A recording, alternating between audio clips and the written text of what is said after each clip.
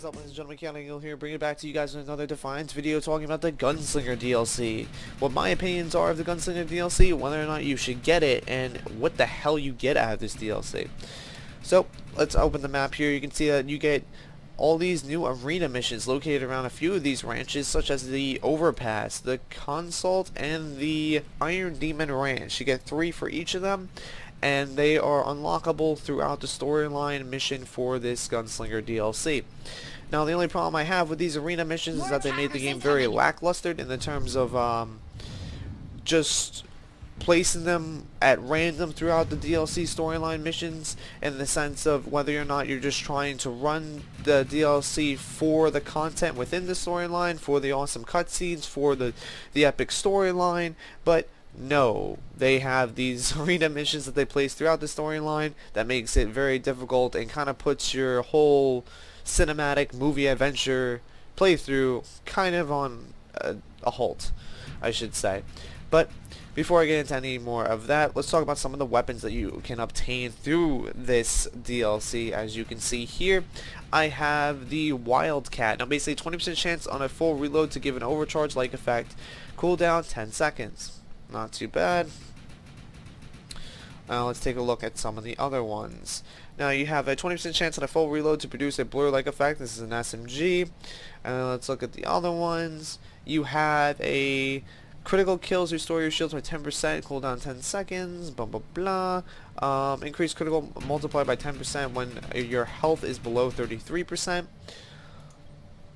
20% chance on a critical kill to produce a cloak-like effect. Cooldown is 10 seconds. And that's pretty much how it goes for the rest of them. There's really not too much more. I think that's pretty much it in terms of the weapons you get throughout this DLC. There's probably a few more that I'm probably missing, but they're nothing fancy. They're pretty much similar to this kind of whole base extra perks and whatnot that you get throughout these weapons that you can see here. Now, I'm going to run into one of these arena missions, and I'll show you guys what these weapons do, as well as showing you off the little variety that you actually get out of this DLC, which is located in these arena missions. And I'll be discussing on what I think about the rest of the DLC and so forth as I jump right into this this arena mission. So you can see that there's the procs and the weapons in the terms of 20% chances and so forth, and then you get the 10% chances and all that in terms of whether your health is below 33% and yada yada yada. You can see all the percentage procs and everything like that, but the problem is the percentage procs are so low to the point of where it makes it very difficult to proc these extra powers.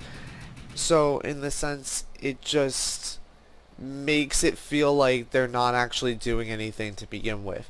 So it makes it very annoying to use these weapons, because there's a lot of other weapons with better perks or just better synergy or more damage, so to speak, because all these weapons are green, so they're not going to be doing a lot of damage. And so from what I can tell, these are the only weapons that you actually can obtain throughout running this DLC. If there was a vendor or something that you can actually purchase these weapons from, or purchase titles from, or just be able to get other costume pieces from, I would find the DLC to be a lot better, and I can understand where they're going with it. But with this whole thing in the terms of having this percentage proc and to see if it will actually proc, makes it very hard to kind of rely on these weapons and rely on the procs of these weapons that they call experimental weapons. So with that being said, the so-called experimental weapons, which you'll be hearing a lot throughout this DLC apparently within the storyline, you can actually use early on, in the sense of it being like a heavy weapon, so you can pick it up, you can use it, but you can't hold on to it. But the only problem I have with this is that it has the same percentage procs that like these weapons that you can see here do. But the only problem is that it kind of hinders your mobility in the sense. So like I'll be using this SMG, which is supposed to proc blur when I use it, right? Now, that's pretty cool and all, but when I'm using an experimental weapon, considered to be a heavy weapon, it limits my mobility in the sense that it doesn't allow me to sprint. So when I do proc blur, I can only walk faster. I can't sprint. So it kind of hinders the fact of being able to use these weapons. And to top it off, you only get these weapons from playing the arena missions. You don't get these weapons from just normal kind of missions that you're running throughout the storyline, and you can only use them for the arena missions because basically they only drop from the arena missions. Now the problem I have with that is that they expect us to use these weapons in terms of arena mission, but you have to meet a certain score in the terms of being able to get bronze, silver, or gold, and these weapons are so weak in the sense that it won't actually allow you to do that very well, because the weapons are just too weak in order to be able to do the necessary damage required in order to get to that high score. And it's just really frustrating in that sense of trying to get to gold, and you're stuck using these experimental weapons because you want to check them out, you want to see how they're used and everything like that, but it really hinders your ability to move up your score because they're just so weak. And the same goes for any of the other weapons that you honestly obtain, like I'm using now throughout the storyline. You can see I've been using this weapon for quite a bit, and I haven't gotten one blur proc. Give or take, I have used my active ability of blur before in the beginning, but still, I've killed, like, I went from like over there to over here and I didn't get a single blur proc. And when it does activate, it seems like it cuts the percentage down to like a quarter. And why can't I climb this? It seems to cut the percentage down to like a quarter in the sense of where it only lasts for like a few seconds, not even the entire duration, even if you have powers that are supposed to increase the duration of that ability, which is a little annoying, because in the sense that I like to build my weapons around my ego. So basically I like to amplify my weapons damage output by messing around with my ego grid in the sense of building it more suitable to that type of weapon that I'm using. But with these experimental weapons, on the chance of the procs being so low, it's kind of hard to do that, and not to mention that the procs times, or when it does proc, the timers are cut in half, so it just makes it very hard and very annoying to use overall. So it's just kind of frustrating and kind of annoying in the sense of trying to use these weapons to do anything in that hindsight. With that being said, I feel that this DLC isn't really worth it because of the fact that the only thing you really get out of it are these types of weapons, and these weapons don't even do anything, so it makes it kind of difficult. It makes it puts it in the sense of making the choice whether or not you really want this DLC or not.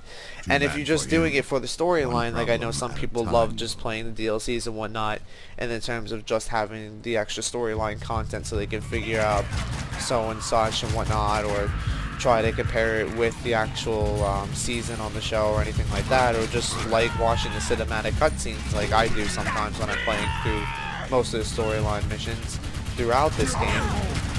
The storyline is very lackluster, it's very boring, it's very simple, it's not complex at all, and the cutscenes are just basically, every cutscene is just you, not even your ego implant.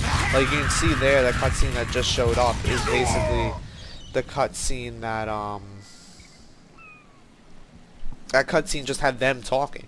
There was really nothing, and there's only like one cutscene within most of these arena missions, and on top of that, most of the storyline is considered to be arena missions. You have to run 9 arena missions in order to complete this storyline, which makes this the DLC go from, you know, an hour to 2 hours to over 6 hours of nonsense that you have to run in order to complete it. And it's just so frustrating because after you complete it, there's really nothing to do. There's no vendor, there's no points that you can get in order to obtain better weapons, in order to obtain more of these experimental weapons, or even to get costume pieces. And while you run most of the DLC storyline missions, the only thing they give you is titles. They don't even give you most of these weapons. Maybe there's 3 storyline missions throughout this whole entire DLC that actually allow you to give you any form of weapons throughout the DLC alone.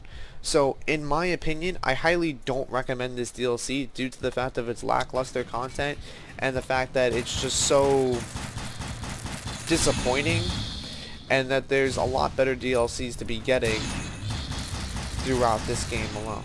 I mean, you can try, you know, to base a build around this weapon, or just try to make it so that, you know, it works to your type of playstyle, anything like that. But it's just stupid, because in the sense of, like, when you're trying that hard to base a build around a weapon and it only works like 20% of the time, I'm detecting more what's the point? Because there's other builds that are just so much stronger, and there's other weapons that you can use that are so much better. And it's just, it's not even worth it trying to make it work. So, in all honesty, in my opinion, I feel like this DLC is completely wasted time, and it's just very disappointing and very, very sad.